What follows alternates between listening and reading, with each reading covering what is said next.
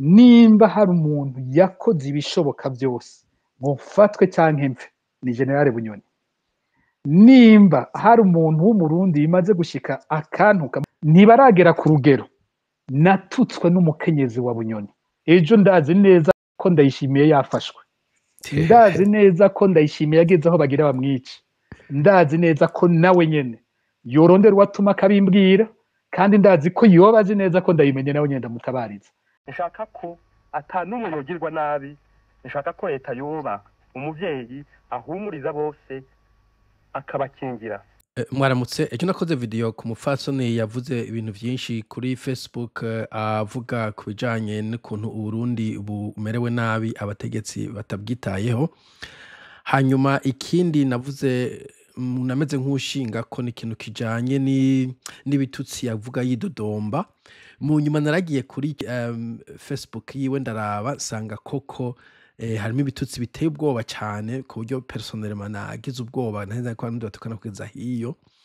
ku buryo ntovuga ngo novyerekana kumbure mugenda mukirabira abafise umwete mugabo je namwe biteye isoni. Facebook yiwe yitwa Rosetta Nkinankebura, afise 120k followers, abantu bamukurikira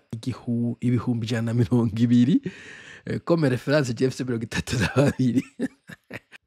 Anyway, sico nashaka kuvuga ko nashaka kuvugana kumbere bijanye n'ivyo gutukana nyene yuko hari gihe usanga ututse umuntu ejo ukazomukenera, na cyane cyane umuntu ari kuvugira agateka kazi na muntu ntabwo abari karavuga kubera umuntu umwe abari karavuga muri rusangi. Rero numvise ngaha muri kino kiganiro Pacifique avuga yuko nawe yatabarije Bunyoni, kandi ko umugore wa Bunyoni yamututse ibitutsi bitagira uko bingana, katabariza uwundi mudame basibisuna ko yishwe nawo kwa Bunyoni. Hanyuma umugore wa Bunyoni ngo aramutuka ibitutsi byinshi cyane, reka tumwumvirize hanyuma ucumenye ko nawe ejo ushobora kumukenera. Ya Pacifique sanga undi muntu ari karasemerera aba bantu ni ngombwa, nibo mu bisanzwe novuga ko baba ijisho n'ugutwi kw'abanyagihugu batagera ico ikibavugira. Hanyuma Gatwa Hassan yagize ati banyagiriza ko aho gukora iby'agateka kazi na muntu ngo nkora politique. Numva Frederic Bamvunyumvira yafashije gose uko nari kucishura, ariko naje sinobura ico ndakivuga ko ivy'agateka kazi na muntu nibaza ko abantu ba mbere nyene berekana ko ngwanira agateka kazi na muntu n'abasende DFDD Bunyoni. Kwanza agateka kazi na muntu na politique ntivyoroshe kubitandukanya, kubera usanga abantu bangiriza abantu bonona agateka kazi na muntu abara bategetsi nyene. Urumva uvuze umutegetsi uvuze politique de facto, donc nko nabivuze urumva abantu bicwa, abantu bafungwa, abantu banyanyaswa ni polisi, ni SNR n'abapoliticien n'abandi. Iyo baba ari nk'abajambazi ico gihe kumbure ntiwogira politique. Iyo bari nk'abakomersa bariko baraduza ibiciro ubwize politique ubigize nabi. Mugabo mu gihe umupolisi wa leta, musikare wa leta, umucamanza wa leta ari bakoze amafuti, ico gihe nta kuntu uvuga ngo si politique, ni politique. Politique mbi nituma agateka kazi na muntu gahungabana. Ubiravye dufatira nko kwa Trump, ukaba muri Amerika ukaba uri umuntu uvugira impunzi canke aba migrant, nta kuntu utoshiramo Trump na ICE nubwo Trump ari politicien, kubera idecision afata za affecta babantu bari kuravugira. Donc ivyo c'est inséparable ubiravye neza. Uretse iyo bakomeye iko barantuka mugabe iyo bagowe uwa mbere bacaja gutabaza asubira kuba fokode akavuga ati ni mwebwe tuzi muri ku gateka kazi na muntu, kandi atanu wo mukumira mushobora kumviriza na twebwe twabatutse twahatswe no kubica. Akaroro kamwe gusa dufate Bunyoni tushe tureka ibindi byose. General Bunyoni hari bamabambagije ingine nubahuka kumuvugira, ngomba kubabwira ko nimba hari umuntu yakoze ibishoboka byose ngo mfatwe cyangwa mfe ni General Bunyoni. Nimba hari umuntu w'umurundi bimaze gushika akantuka, mwana numva bakora ibiganiro ubu muri no minsi za space ngo bariko barantuka. Okay, jewe mu vy'ukuri naje sindabitahura ukuntu abo ba Bunyoni sinzi no bitanga umuporo n'ibiki, aribo babirukako bakubita imijugujugu bagomba kubafata bagomba kubica bagomba kubafungisha batoteza abantu bakoranye babacira n'imanza zo gupfa ko muri mansi zo gupfa hari imanza numvise ngo babaciriye ndende ariko ugasanga ashitse mu gasho nibo bariko baramuvugira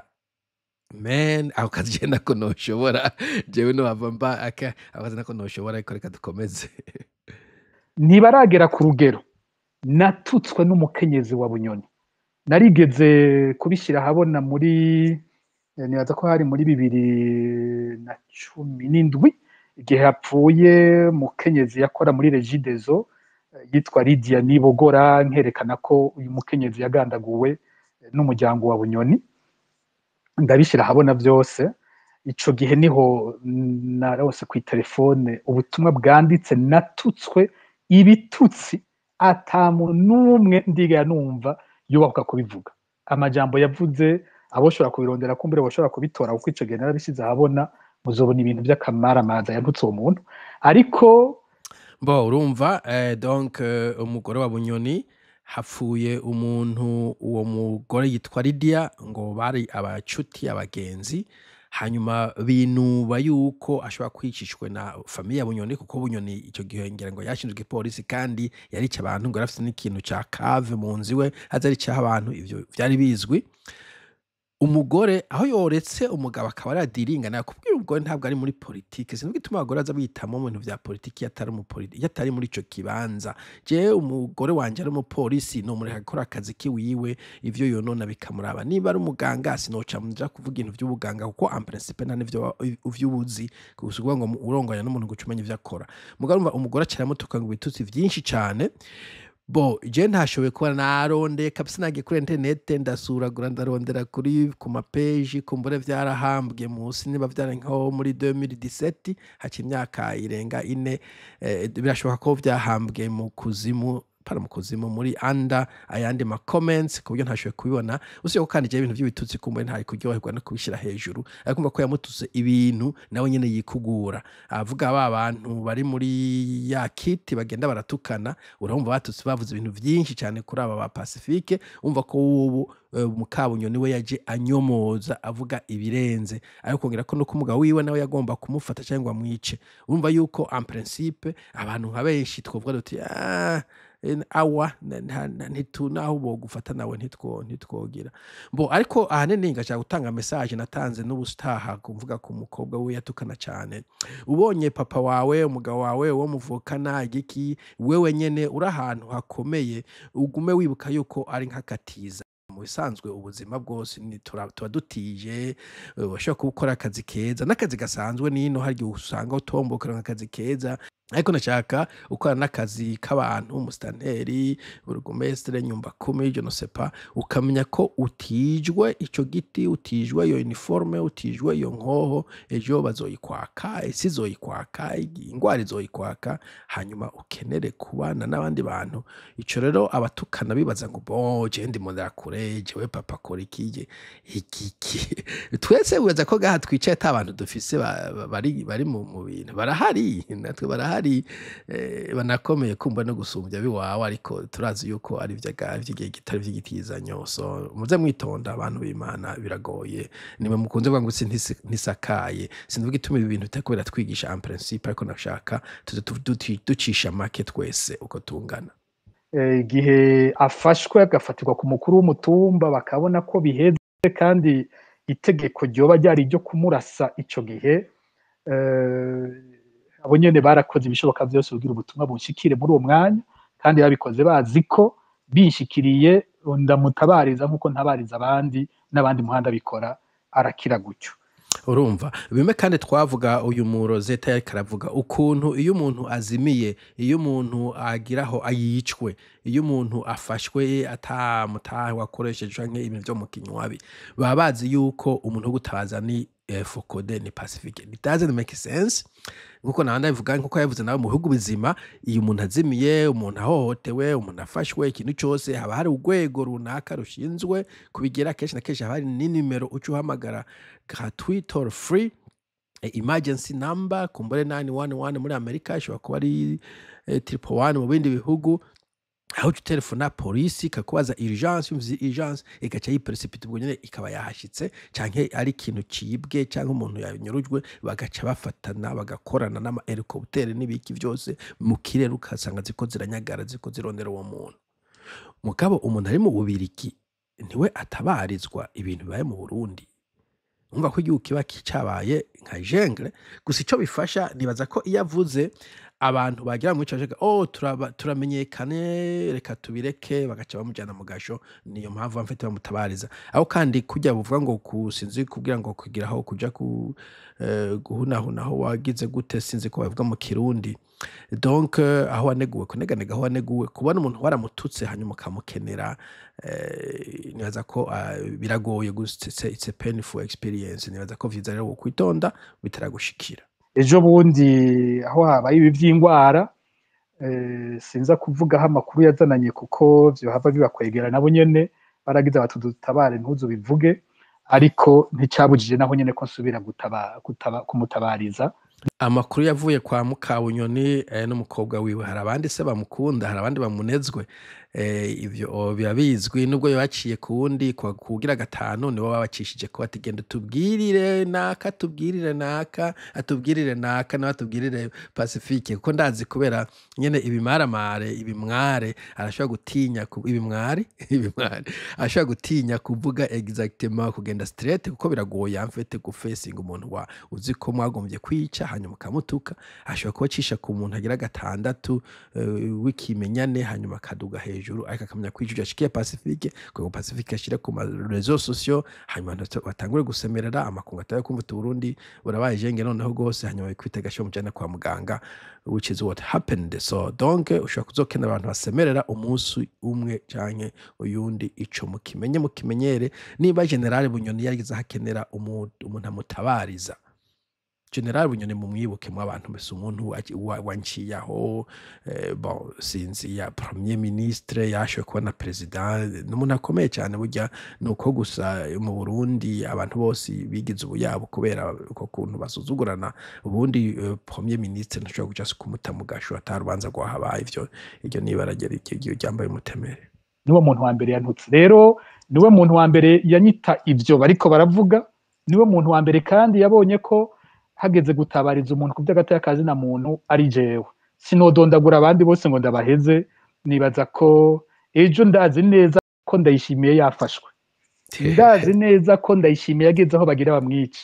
ndazi neza ko nawe nyene yorondera watuma kabimbwira kandi ndazi ko yobazi neza ko ndayimenye nawe nyenda mutabariza rero nta kinini nza kurenza ko bonye nabantu kandi bo bambere bazi ko muri Fokode tugwanira agateka kazi na muntu hanyuma reka ngizana cyakuvuga kuri ico ndumva ko atayivugije ayiciye umurya nibaze ko ndayishimiye n'umudamu we afise nimero ya Pacifique mushaka kugenda kuyironka ku rubuga rwe rwa Fokode ibihare arafise WhatsApp muyibika ahantu hadata ejo canke hirya ejo mushaka kuzoyikenera kumbure ndakugarika je no c'est pas prime sinzi who is next ko bikose hari mu capitaine mu colonel mu general ashobora kuba ari mu vyara vy'ingwe ejo canke hirya ejo canke vyara vy'inkona c'est pas afatiyo nimero yiwe azomutabarize Pacifique azomutabara okay sawa rero nivyo nashaka kuvuga mu vy'ukuri sinorandira nashaka nka lessons neko ndatamba ku muvyimba abantu siko ndigamba siko ndahagiza uyu canke uriya ndi kuvuga gusa nka lessons turiga yuko na cyane mu Burundi ibintu vyo gucisha bugufi ibintu vyo kwitonda tubikwiriye kubera ubundi tufise ikintu ca arrogance Burundi umuntu wese afise agati gato nakaba kantu bure akaraka nka nyumba 10 canke bo umunyumba 10 ariko nyumba ntagiye ndamusuzugoye mugabo come on canke directeur w'ishuri usanga yavyimvye intoka arikagira ukuvuga uti ndabugize nyakuba akakura bigitsuru kamenga wenda umwana w'umuntu gendura mu bihugu by'abongereza nk'akaroro usanga umuntu directeur general umu docteur umu professeur à l'université yambaye kandambere n'ikabutura ariko aratambuka mu bandi kumita docteur na kumita professeur ivyo bizina vya ingenieur biri mu bihugu vya France gusa mu bihugu vyabongeza nta muntu witwa engineer mu engineer no Mr John or not even John Mr John nta muntu hamagara doctor mutare kwa muganga ni Peter niba atari kwa muganga donc hari ibintu vyo kubahana hajamo n'ivyo gutukana sinzonde muntu yambwiye ati ku bijyanye no gutukana novuga ko ari indwara abarundi turwaye. Yes, abarundi turwaye indwara kuva twahere kuva kera, ariko nibaza ko yagiye yongerezwa na trauma n'inzigo n'urwanko dufitaniye, donc ukumva kurya kuntu umuntu agutukana ibintu aba akwifuriza mu mutima bivuye mu mutima, biba biriko bibira biva mu mutima, kurya bivuga ko ibintu bica mu kanwa ibintu biba bibira biva mu mutima, ngo ati kubera iki mu mpangu baratukana, mu rupangu kwirirwa muratukana muri kumufiki, mwagomba kuba mufise amategeko yanditse abantu bakayakurikiza, atakurikije akabaho instance zo kuyajana ko bakayasambura pacificement. Bishize ukanyura ku muntu nko muri bisi canke mu rusengero ashobora kugutuka, ego nivyo vyivyo. Mu bindi bihugu vyabonze ko nabivuze uhonye ku muntu mutangura kuvuga sorry, I'm sorry. Naho bon nta umuntu agonya yabigize nkana kameme ico gihe abo bagwanye ntabo dufise. Mugabo we utanze umuntu guhonyera ku muntu, mwese muratanguranwa gusabana sorry. Urumva, donc ibintu vyo gutukana umenga iwacu n'umugenzo, ibintu vy'amanyama, ibintu vy'agakare, ibintu vyo kuticisha bugufi, ni rudeness dufise mu bihugu cyose by'aba francophone. Mugabo kumbure mu wundi novuga ko hari nabaye nta bihugu byindi bya francophone nabayemo, ariko hanaka ko tudafise turi rude, nta bintu vyo kubahana, nta bintu vyo kwicisha bugufi. Nous sommes arrogants, mu kabari ni arrogance, muri bar ni arrogance, muri restaurant ni arrogance. Umuntu aguha ivyo kurya umufata nkuko umenga nimbwa kandi abareka kugaburira, doesn't make sense. Umuntu agomba kugaburira nubwo wamuhaye amahera yo warikoma kumushimira ko amahera ntiwari kuyarya. Donc biri no mu mico yacu. Nce nibuka kwanza gwa rurimbo neza kurimba wa wundi munsi uvuga ngo ukwanka ndamwanka, bacavuga ngo ukwanka ndamwanka arakabura ico yiha, n'icaha abagenzi, n'icaha ababanyi, n'icaha ibibondo, n'icaha umucuko. Donc ukumva yuko mu vy'ukuri no migenzo yacu mu kintu cy'ukwankana, mu bundi nkuko birivuga ukwanka zirazima ngo umwanke, kandi uwo mwanka ntiwoca umwipfuriza the west, ntoca umwipfuriza ko yoca aho bagana. Hari abantu bashobora kwanka ukirengana kuvuga ati boje umuntu sinamukunda, singomba ko twicarana, sishobora kumutumira mpishije inzoga canke nanye ntume sinogenda. Mugabo ntuce wifuza ko abana biboca bose bagongwa n'imodoka icyarimwe. Donc ivyo bintu nuko vy'ukuri twakweza turiga gahoro gahoro, kuko navyo biri mutebe intambara. Ko intambara dufite mu Burundi, ego hari intambara ya politike, ko nanye iterwa n'inzigo, ko abantu bavana inzigo mu mihana yabo bakaja no muri politike. Umva ko n'uburozi babuvanye mu mihana, uburozi nabwo busigaye bukora muri politike. Mu vyo Bunyoni ariko arapfa arazira ngo harimo n'amangetengete. Ninde yari kwiyumvira mu abantu mwe umuntu mwakuze mu ntwaro zaheze, ninde yari kwiyumvira yuko hejuru mu ministre mu ba president bazopfa ibintu vy'amarozi, ibintu vy'uburozi? Twe twari tuzi ko ari abantu batize. Umuntu arangije agiye muri segonde yamenya ko uburozi abusezeye. Hariho abahungu twigana bava muri za Giharo, abantu muri Giharo mumbabarire, umenga hari n'uwundi mugabo yava hehe kabasha hariya muri za Kabezi, baba ngo abantu ni hatari, ngo ni hatari. Mugabo après tout twiyumvira ko yashitse muri segondere ivy'uburozi yabisigaranye nyina kuri wiwe, atashobora kuturoga n'ubu atamuntu yamutinya ngo havaroga. C'est pas usivye hari umugabo yitwa Saidi yari kuri Senedo, umenga baramutinya cyane mugufi Saidi maramutse. Donc ndumva uko umenga turafise akantu k'inzigo n'ikibi dufise, sinzi kumwe twa dukwiye kuza turabisezera kameme siriko yevuriwa. Voilà, sawa, mugire umunsi mwiza.